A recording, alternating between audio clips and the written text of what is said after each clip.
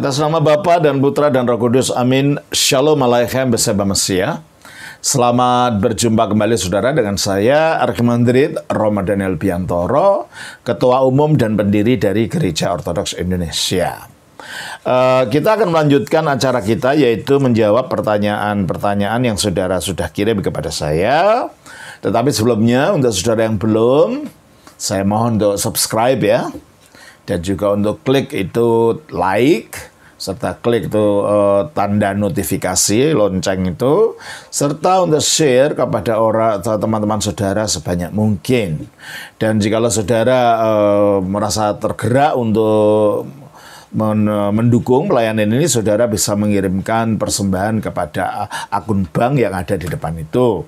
Dan kalau saudara ingin belajar lebih lanjut dan ingin menjadi bagian dari Gereja Ortodoks, saudara bisa menelpon Romo Yakobus, yang teleponnya juga ada, nomor teleponnya ada di depan, untuk diikutkan di dalam program katekisasi online yang saudara bisa ikuti di tempat saudara masing-masing, karena ini dilakukan secara online. Dan kalau saudara tertarik juga untuk belajar secara akademis, secara formal, Teologia Iman Rasulia ini, kami punya program sekolah teologia secara online, ya semacam kurso. Ini sudah gelombang ketiga. Dan kalau saudara ingin ikut, saudara bisa menghubungi Bapak Artemius Thomas Matulesi, yang nomor teleponnya juga ada di situ. Saudara bisa mengunjungi dia. Nah, kami juga menerbitkan buku-buku. Buku yang terakhir yang kami terbitkan ini adalah buku tentang spiritualitas. Ini seri Spiritualitas Kristen Ortodoks. Ini perjalanan seorang peziarah, dan peziarah meneruskan perjalanannya. Ini buku sangat menarik karena ini bentuknya dalam bentuk cerita, menceritakan tentang perjalanan seorang peziarah yang mencari pengalaman rohani dan menemukan bapak-bapak guru rohani, ya. Dan kami juga punya buku lagi yang mengenai spiritualitasnya itu sendiri, yaitu Tangga Pendakian Ilahi, yang ditulis oleh Rahib Yohanes Klimakus dari Gunung Sinai, yang ditulis pada tahun 600-an Masehi. Tapi karena buku ini mungkin agak sulit bagi sebagian orang, kami punya buku penuntunnya. Jadi Mendaki Ketinggian. Jadi buku penuntun ini akan menolong untuk membaca itu. Jadi buku ketiga ini dulu, lalu ini, lalu ke sini. Ini akan menolong tentang kerohanian itu, tentang bagaimana hidup kerohanian itu, pendakian secara rohani. Dan saudara kalau tertarik untuk membeli ini bisa menghubungi Ibu Theodora, yang nomor teleponnya juga ada di depan itu. Dan kalau saudara ingin berkunjung ingin beribadah bersama kami, saudara bisa mengunjungi beberapa paroki dan komunitas kami yang namanya tertera di belakang dari video yang saudara akan lihat ini. Nah, baik. Kali ini saya akan menyelesaikan pertanyaan dari saudara Andre dari Semarang. Pertanyaannya adalah, Romo, mengapa di Perjanjian Lama dipakai nama YHWH, Yahweh, atau Tetragrammaton, sedangkan di Perjanjian Baru memakai kata Bapa, seperti doa Bapa kami? Apa memang nama Yahweh itu udah nggak dipakai lagi oleh orang Yahudi di zaman Yesus? Makasih Romo, maaf merepotkan. Begini saudara, orang Yahudi tidak pernah mengucapkan kata Yahweh itu sendiri. Kenapa? Karena di dalam Hukum 10 dikatakan jangan menyebut nama Yahweh Allahmu dengan sia-sia. Sehingga setiap kali ada kata YHWH muncul di dalam Perjanjian Lama, diucapkan sebagai Adonai. Dan ketika mereka menyebut nama Allah, mereka tidak menyebut nama Yahweh atau nama Elohim, meskipun yang tertulis begitu. Mereka menyebutnya sebagai Hashem. Hashem itu sang nama. Karena nama itu begitu sucinya, mereka tidak berani mengucapkannya.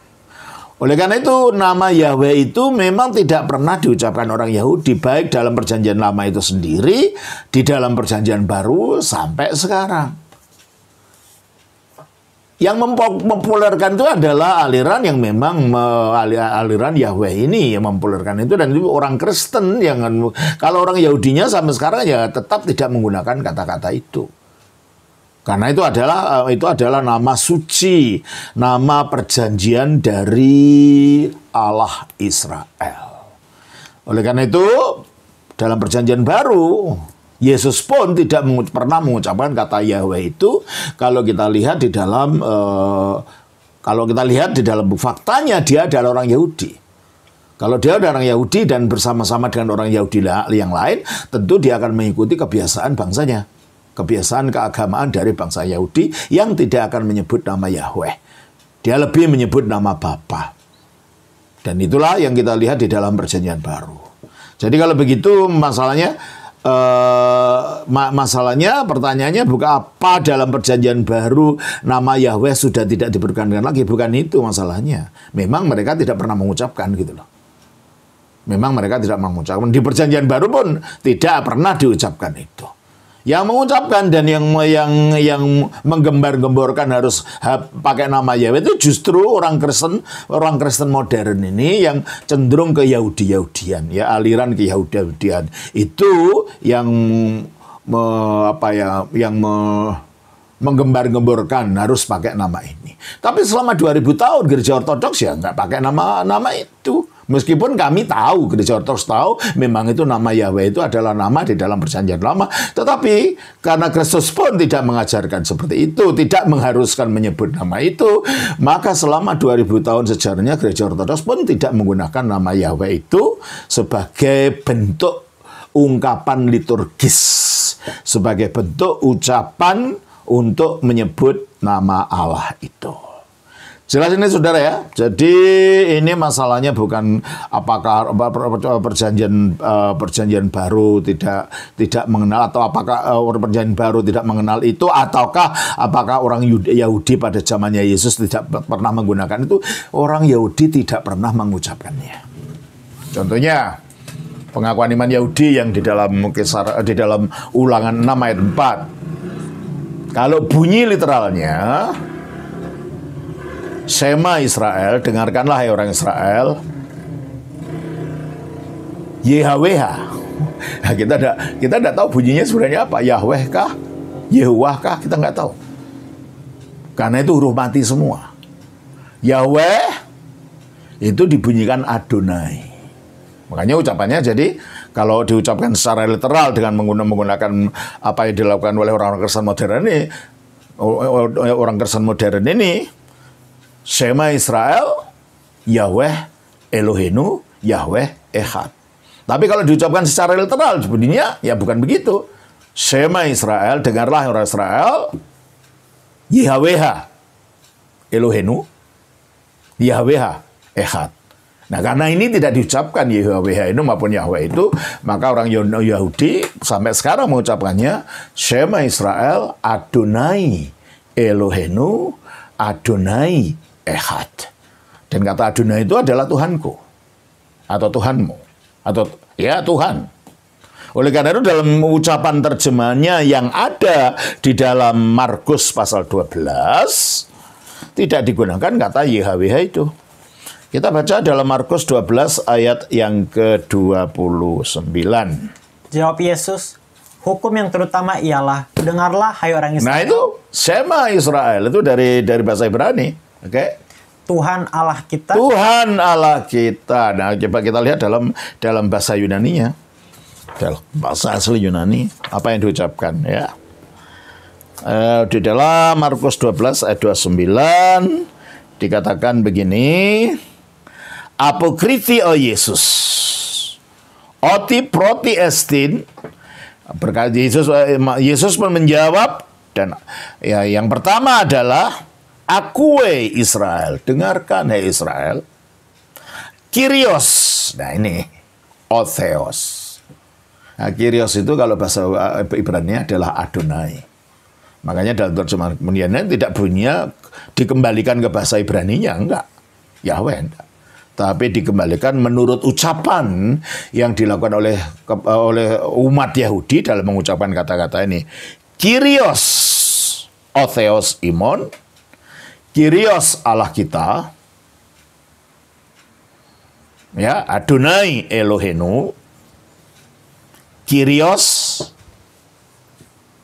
is estin. Tuhan yang adalah Tuhan yang esa, atau Kyrios yang esa. Jadi Yesus sendiri dalam terjemahan ini kelihatannya dia menggunakan kata Adonai juga, atau kalau bahasa Aramaiknya menggunakan kata Mar, ya, Mar itu Tuhan. Ya, saya kira itu, saudara, untuk menjawab pertanyaan saudara, apakah perjanjian baru orang Yahudi sudah tidak menggunakan? Jawabannya, orang Yahudi tidak pernah mengucapkan kata Yahweh ini. Jelas ya? Baik, kiranya Tuhan berkati. Shalom. Atas nama Bapa, Putra, Roh Kudus. Amin.